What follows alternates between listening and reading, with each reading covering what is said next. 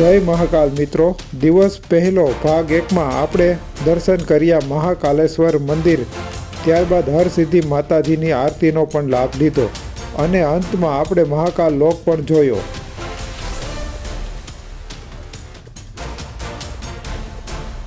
ત્યારબાદ દિવસ બીજો ભાગ 2, તેમાં આપણે જોશું મહાકાલેશ્વર મંદિર, ગઢકાલિકા મંદિર, ચિંતામણી ગણેશજી, મંગલનાથ મંદિર, સાંદીપની આશ્રમ અને અંતમાં આપણે પવિત્ર શિપ્રા નદીના કિનારે આરતીનો પણ લાભ લેશું. અહીં સાંજે ખૂબ જ પવિત્ર આરતી થાય છે. નયા ગુજરાતી લોહાર સમાજ આ મંદિર છે, નયા વાડી છે. તમે જોઈ શકો છો કેટલી સુંદર મજાની વાડી છે. ઓલા પણ રૂમ ખાલી કર્યા બાદ જો આવો રૂમ મળ્યો છે. પેલા કરતા જ ઘણો સારો છે. અમે ટોયલેટ બાથરૂમ છે. આ રૂમનું ભાડું માત્ર 600 રૂપિયાથી. એ પેલા અમે રોકાણા હતા તે 900 રૂપિયા વાળી રૂમ હતી, પણ એમાં બહુ કઈ જામ્યું નહીં એટલે રૂમ ખાલી કરીને આ રૂમ ફેરવી નાખ્યો. આ જગ્યાએ અમે આવી ગયા છીએ ખાલી 600 રૂપિયાની અંદર. ખૂબ જ સરસ મજાની જગ્યા છે ને પાર્કિંગ પણ ખૂબ જ મોટું છે. સવારમાં સરસ મજાનો ચા પાણી પી લીધા અને નાસ્તો પણ સરસ મજાનો કરી લો. અહીં 40 થી 50 રૂપિયામાં સારામાં સારો નાસ્તો મળે છે. હર હર મહાદેવ. કેમ છો મિત્રો? બધા મજામાં? આજે મિત્રો આપણે બ્લોગની શરૂઆત કરવાના છીએ. સવાર પડી ગયું છે અને આપણે જવાના છીએ મહાકાળ એટલે કાલ ભૈરવના દર્શન કરવા માટે, જે અહીંથી 5 થી 7 કિલોમીટર દૂર આવેલું છે. તો આપણે રિક્ષા કરીને જાશું. રિક્ષાનું ભાડું હોય છે લગભગ 400 રૂપિયાની આજુબાજુ હોય છે. 400-500 જેવા વ્યક્તિ પર આધાર રાખે છે. આપણે ગુજરાતી છે એટલે પહેલાં આપણે ભાવતાલ તો કરાવવો જ પડે. ભાવતાલ કરાવીને આપણે નીકળી જશું. બીજા આજુબાજુમાં ઘણા માતાજીના મંદિર છે, ત્યાં પણ જશું અને દર્શન કરશું. તો વિડીયોમાં જોડાયેલા રહેજો. ઉજ્જૈનથી કાલ ભૈરવ જઈએ ને મિત્રો, ત્યારે આ બસ મળે છે આપણને. 100 રૂપિયાની ટિકિટ હોય છે, જે રિક્ષાવાળા આપણને કહેતા નથી. 100 રૂપિયામાં તમને આખું જેટલા મંદિરો આવે છે તે બધા એક સાથે દર્શન કરાવી દે છે. રિક્ષામાં જાઓ તો 500 રૂપિયા થાય. આ 100 રૂપિયામાં આખું બધું કરાવી દે છે. ચાલો તો આપણે બસમાં બેસીને જઈએ ને બધું દર્શન કરીએ. હરસિદ્ધિ માતાજીનું મંદિર છે ને, ત્યાંથી જ આ બસ ઉપડે છે, એટલે તમારે કંઈ ટેન્શન જેવું નથી. અહીંથી બસ લઈ જશે. સૌ પ્રથમ દર્શન કર્યા ચિંતામણી ગણેશજીના. કહેવાય છે કે ભગવાન શ્રી રામ દ્વારા સ્થાપના કરવામાં આવી હતી ગણેશજીની. અહીં ભગવાન ગણેશજી બધા ભક્તોની ચિંતા દૂર કરે છે. અહીં એક ગૌશાળા પણ આવેલી છે. મિત્રો અત્યારે પહોંચી ગયા છીએ ગઢકાલિકા માતાજીના મંદિરે દર્શન કરવા માટે. આ એક લોકેશન ઉપર 4 મંદિર આવેલા છે, તો આપણે 4 એક સાથે દર્શન કરશું.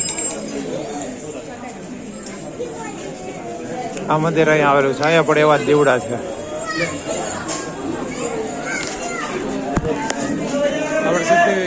હરસિદ્ધિ માતાજીએ જે જોયા ને દીવડા, એવા જ દીવડા ગઢકાલિકા માતાજીના મંદિરે છે. એ ભક્તોની ભીડ જો આટલી ભીડ છે. આ એક પ્રાચીન શક્તિપીઠ છે, જ્યાં માતા કાલીની પૂજા થાય છે. ગુજરાતના લોકો માટે આ મંદિર ખૂબ જ મહત્વનું છે. ત્યારબાદ દર્શન કર્યા શ્રી ભૈરવ મહાલક્ષ્મી મંદિરના. હવે આપણા મુખ્ય મંદિર પર આપણે પહોંચી ગયા છીએ, કાલ ભૈરવ દાદા. બસ પાર્ક કરીને હવે આપણે જઈ રહ્યા છીએ કાલ ભૈરવ. અત્યારે માર્કેટમાં આપણે પહોંચી ગયા છીએ. કાલ ભૈરવ દાદાના મંદિર પાસે જઈ રહ્યા છીએ. ચાલીને જઈ રહ્યા છીએ. પહોંચી જશે.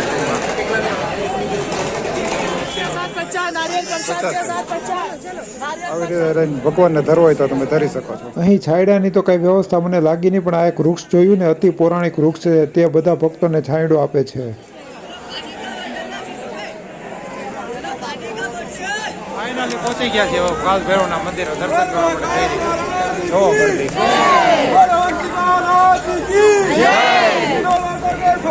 ચાલો જઈએ. ઉજ્જૈનની ધાર્મિક યાત્રામાં જે સૌથી વધુ રહસ્યમય સ્થળ છે તો તે કાલ ભૈરવ મંદિર છે. ભગવાન શિવના રુદ્ર અવતાર ગણવામાં આવેલ છે. આ મંદિરના દરવાજા રોજ સવારે 6 વાગે ખુલી જાય છે. ભગવાન કાલ ભૈરવની આરતી સવારે 7 થી 8 દરમિયાન થાય છે. સાંજની 6 થી 7 વચ્ચે થાય છે. 2 કલાકની લાંબી લાઈન બાદ ફાઇનલી દર્શન થઈ ગયા છે. હવે જઈ રહ્યા છીએ બસ તરફ, ને બસે જઈને પછી પાછા મંદિરે છે બાજુમાં, ત્યાં જાશું દર્શન કરશું. તો વિડીયોમાં જોડાયેલા. રસ્તામાં પીધો રસ. अवंतिका जो है जैन नगरी का पुराना नाम है. जितने भी शिव मंदिर आप भारत में दर्शन करने जाते हैं, भगवान महाकाल महाराज की कृपा से बहुत जगह गए होंगे. शिव जी का वाहन क्या देखते हैं? शिव जी के सामने आप लोग हमेशा नंदी को प्रणाम करते हैं ना, पर यहाँ नंदी की जगह भेड़ का सवारी देखने को मिलेगा. भेड़ यानी मेढ़ा, जो राजस्थान में पाया जाता है. और यह सवारी होने का कारण है कि भगवान मेष और वृश्चिक राशि के स्वामी है। અત્યારે મિત્રો પહોંચી ગયા મંગલનાથ ટેમ્પલ। આ મંદિર મંગળ દોષ માટે ખૂબ જ જાણીતું છે। જે લોકોને મંગળ દોષ હોય તે લોકો દૂર દૂરથી અહીં આવે છે મંગળ દોષ દૂર કરાવવા માટે। અહીં તેની વિધિ થાય છે। ભારતમાં એકમાત્ર એવું મંદિર છે જ્યાં આપણે શંકર ભગવાનના મંદિરે જઈએ ને ત્યારે આપણને નંદીજી જોવા મળશે। અહીં જુઓ તમને બોકડો જોવા મળશે। જો મિત્રો રામઘાટ મસ્તીનો દ્રશ્ય અહીંથી જોવા મળી રહે। આ છે મંદિર અહીંયા। મંદિરની નીચે આ જગ્યા આવેલી છે। ઉપર છે શંકર ભગવાનનું મંદિર ને નીચે આ વિધિ થાય છે મંગળ દોષ દૂર કરવાની।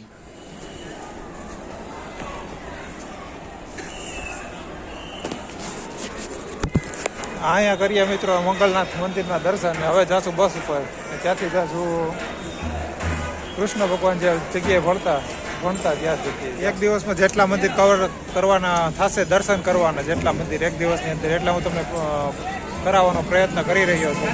અત્યારે આપણે છીએ મંગલનાથ મંદિરે। આ ખૂબ જ મોટું પાર્કિંગની વિશાળ સુવિધા છે।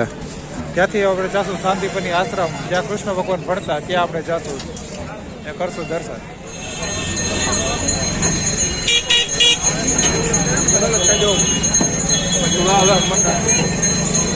આ છે શાંતિપની આશ્રમ। અત્યારે આપણે અંદર જઈ રહ્યા છીએ, જ્યાં કૃષ્ણ ભગવાન ભણતા ત્યાં। 7 વાગે ખુલે ને રાતના 8 વાગ્યા સુધી।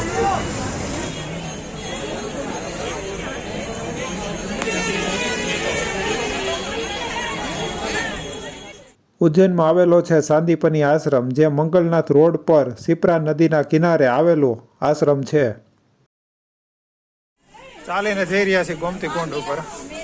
આટલું થોડુંક ફરીને આમ આટો મારવાનો હોય છે, એટલે આખો ગોમતી કુંડ જોવાઈ જાય। ને અહીંયા જે જોવાનું છે ને મિત્રો, એ તમને ખાસ વસ્તુ બતાવવાની છે। કૃષ્ણ ભગવાન જ્યારે ભણતા ને ત્યારે બધી શિક્ષાને જે મેળવેલી છે ને તેના વિશે ચિત્રોમાં બતાવવામાં આવેલું છે। તમે જોઈ શકો છો। જો અહીંયા કીર્તન વગાડતા અને બધું શીખાયેલા છે।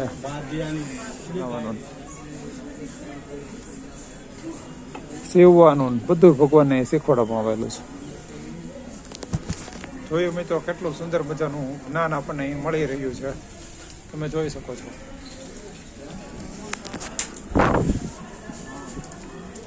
આ બધી જ વસ્તુ અહીં શીખવાડવામાં આવેલું છે ગુરુ દ્વારા। બહુ જે કૃષ્ણ ભગવાનના ગુરુ હતા ને સાંદીપની, તેનો જ આશ્રમ છે। વર્ષો પહેલા ભગવાન અહીં ભણતા। બલરામજી અને સુદામા જે ત્રણેય કહેવાય ને, તે અહીં ભણતા ને અહીં બધી વિદ્યા શીખેલા છે ભગવાન। તમે જોઈ શકો છો।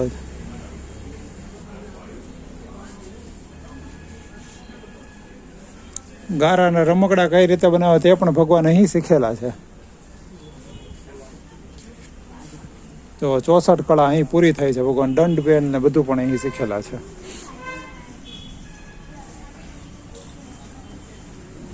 આ બધી આર્ટ જોવો મિત્રો, કેટલું સુંદર છે।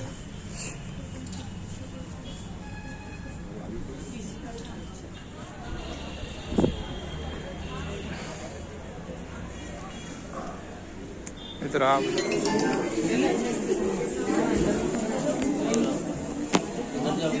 મહાપ્રભુજીની જે બેઠક કહેવાય ને, 64 બેઠક ગયા છે। આ પ્રદર્શન રાખેલું છે, તમે જોઈ શકો છો। અલગ અલગ બધા કાર્યો, કેટલું કલરફુલ ને સુંદર છે। જો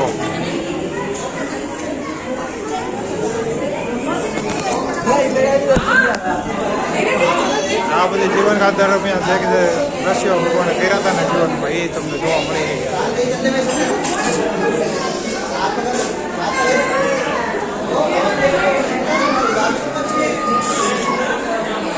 જ્યોતિષ શાસ્ત્ર, કાર્યકરણ,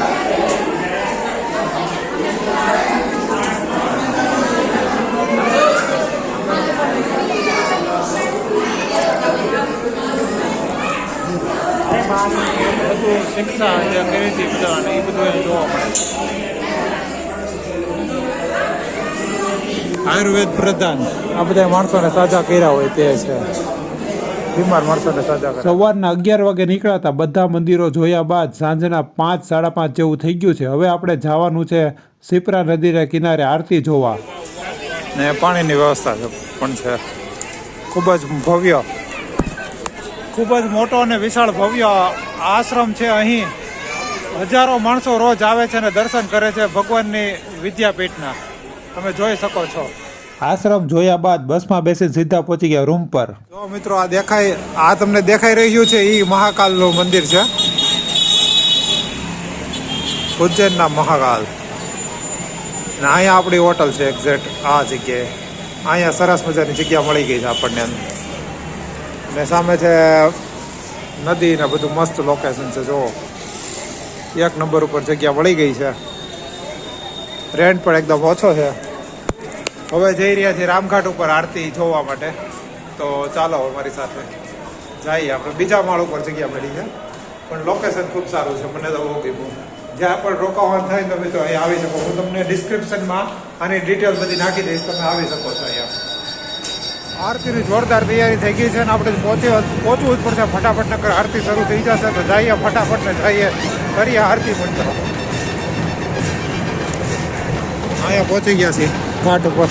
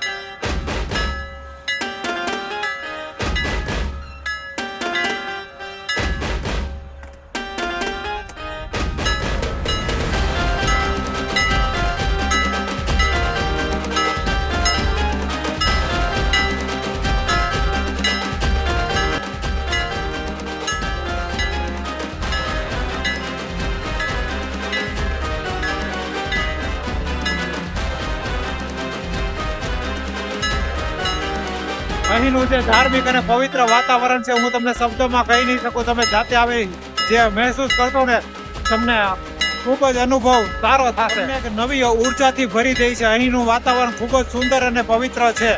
એકદમ ધાર્મિક વાતાવરણ છે. માણસો દર્શન કરી રહ્યા છે, આરતી કરી રહ્યા છે. ખૂબ જ ભક્તિમય માહોલ છે અહીંનો. હું પણ ભક્તિમાં લીન થઈ ગયો છું ને અહીં ઘાટ ઉપર બેઠો છું ને ખૂબ જ મારી જાતને ધન્ય અનુભવું છું. આ ઘાટ ઉપર બેસવાની પણ મિત્રો કઈક મજા જ અલગ છે.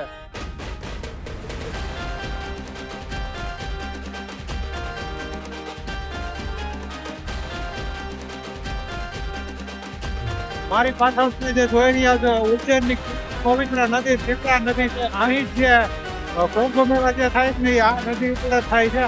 12 વખતે કુંભ મેળો ભરાય છે આ નદી ઘાટ ઉપર જ ભરાય છે મિત્રો. ખૂબ જ પવિત્ર જગ્યા છે. ઉજ્જૈનની ફેમસ જગ્યા છે. આ શિપ્રા નદી છે.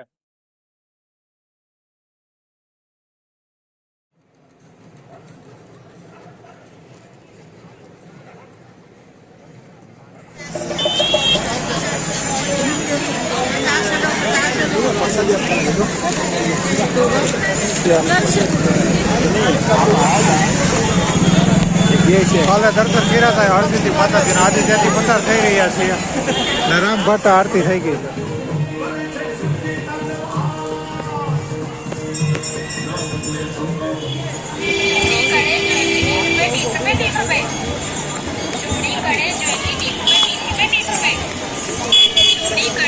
આજે મિત્રો મોટા ભાગનું તમને મેં દર્શન કરાવી દીધા છે. આજ આપણો યાત્રાનો બીજો દિવસ છે. કાલે આપણે જશું ઓમકારેશ્વર. અત્યારે અમે જઈ રહ્યા છીએ ભોજન લેવા માટે. આપણે કાલ ગયા હતા ત્યાં જ જઈ રહ્યા છીએ. તો જોડાયેલા રહેજો વિડીયોમાં. વિડીયો ગમતા હોય તો લાઇક શેર ને સબસ્ક્રાઇબ કરી નાખજો. તમારા મિત્રો સાથે શેર કરવાનું ભૂલતા નહીં. આવા જ નવા વિડીયો આપણી આ ચેનલ પર જોવા મળતા રહેશે. તો ચાલો હવે આપણે આગળ જઈ રહ્યા છીએ આ મહાકાલ લોકની આ બાજુની સાઈડ છે, એટલે આપણે અહીંથી પસાર થઈ રહ્યા છીએ અત્યારે. જોવો કેટલું સુંદર મજાનું વોકિંગ એરિયા બનાવ્યો છે. આ ભોજનાલય બધા આવ સસ્તા છે, 70 રૂપિયામાં થાળી તમને મળી જાય છે. સબ્જી પકવાન લીધું છે, જોવો મિત્રો કેવું છે તમને કહીશ.